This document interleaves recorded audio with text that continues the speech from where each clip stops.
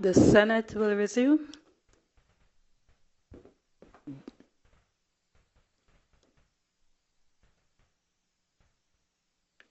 I recognize Senator Janelle Chanona. Thank you, Madam President. Good afternoon, colleagues. Madam President, I ask for your indulgence that I can refer to my notes during my participation.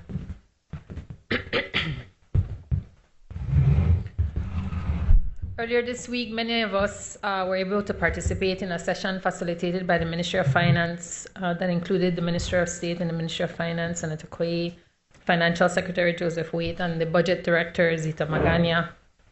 Since I joined Parliament in 2022, this has been the fourth such session, and I want to thank Senator Koyi for his commitment to those conversations.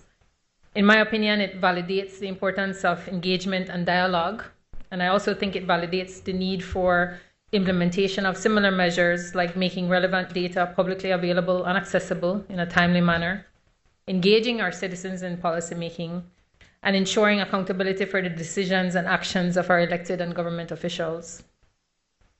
I start there in thanking colleagues for that session because one of the key takeaways was that the next term will require that we generate a surplus savings.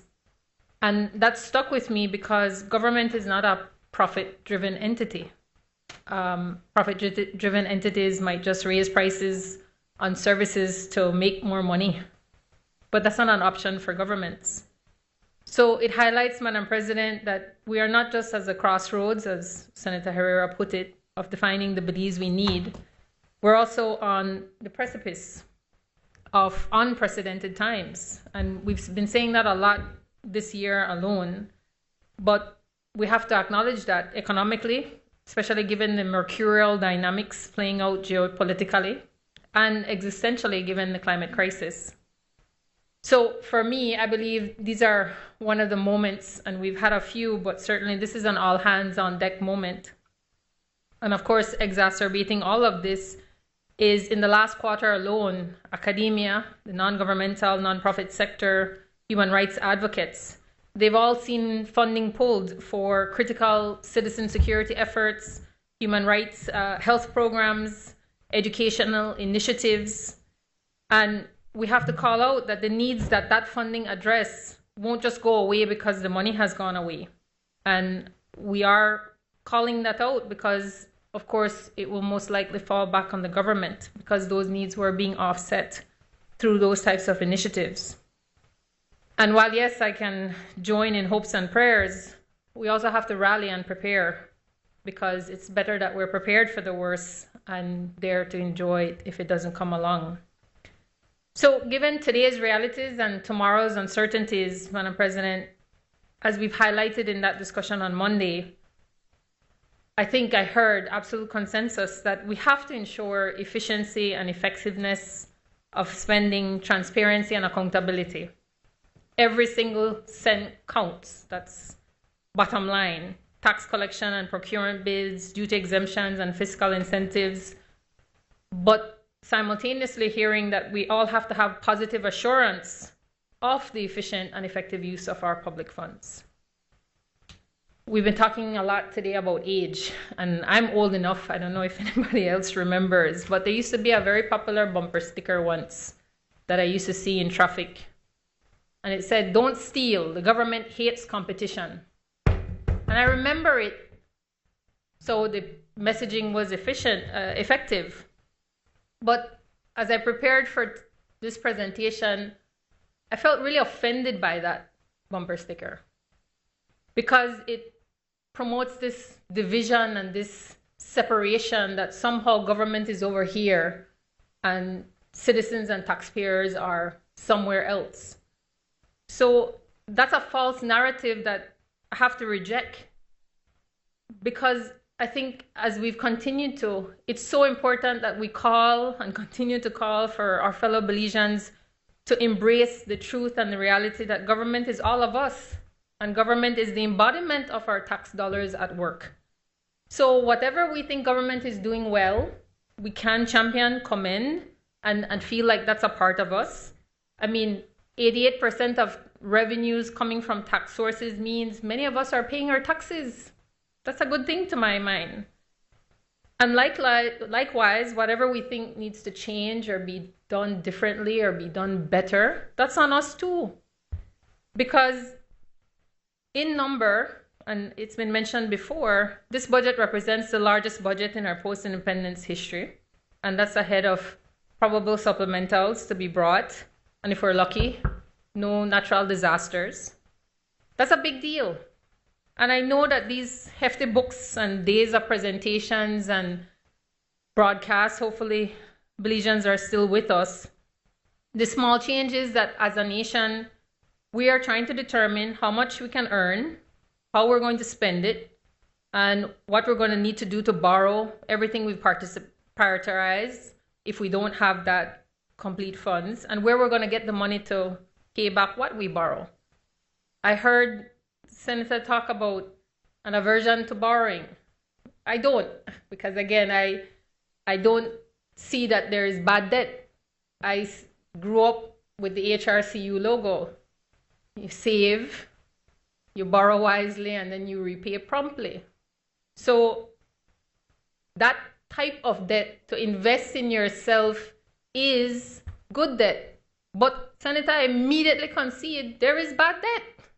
There is bad debt. Debt that you can't leverage, you spend on things that you don't need or that are luxury items, or you waste it. That's bad debt. So let's make the distinction between good debt and bad debt. And you look at financial literacy, then you realize that that's the number one lesson that they try to impart.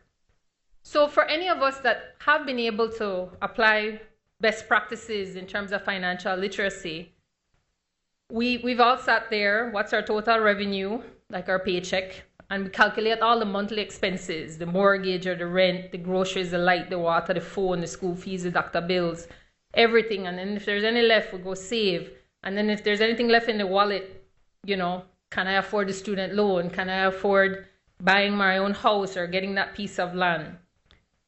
And that's where I come to in terms of the good debt, because if we can invest in ourselves, like I'm sure Senator Dennis would agree, that student loan, having those skills, we have a legitimate expectation. If I earn a PhD, I will be paid for a PhD. So that's considered a good debt because you're investing in your education and then you're expecting to be able to increase your revenue potential. So that's typically how it works. But that's where I come back to the takeaway from this budget exercise that we go through every year. And even though people are, that's just a checkbox and, we just go through that and we bother, I resist that and I try to encourage people to see themselves in the budget. Because somehow I keep hearing this perpetuation that they can't reconcile the impact of the national budget every year on our own lives. So we are challenged to help identify what we need to do to make sure citizens don't just hear about these big numbers, but to ensure they feel the weight of the budget, not on their heads holding them down, but in their back pushing everybody forward. So when we ask real questions like, do we feel safer in our homes, on the street, in the park, on the football field, on the basketball court? Do we feel like we get bang for our buck in the grocery store when we walk out with our purchases? We feel like we get the health care we deserve? Do we feel like we get the education we need when we hit the job market? Do we feel like we have dignity in our work? It's not just a job. Do we feel like we're living paycheck to paycheck? Or do we feel like we're able to save here and there and do more than just make ends meet? But here's the thing. If the answer to any of those questions is no or meh, then we not just get to criticize and complain.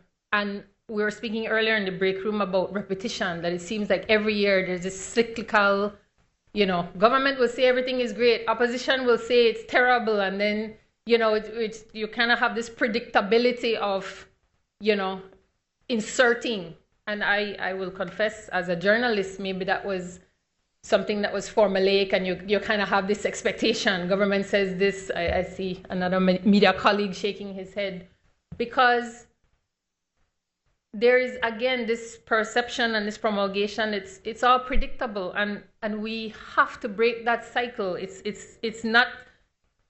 It is not that we get to do that without participating and accepting our roles in government, and roles plural, because we need to make sure that nobody convinces any of us, any citizen of any age, that our constructive work as citizens is done once we pay our taxes and come out of the ballot box. That is not it. That does not move the country forward.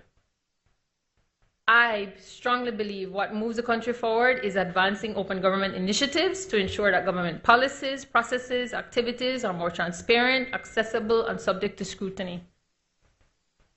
I hear Senator Arana talking about things like services like internet and potable water that maybe the rest of us take for granted because that's not part of the daily reality. That is part of it. How do we make sure that that becomes a reality, the same reality for all of us if we're talking about equality?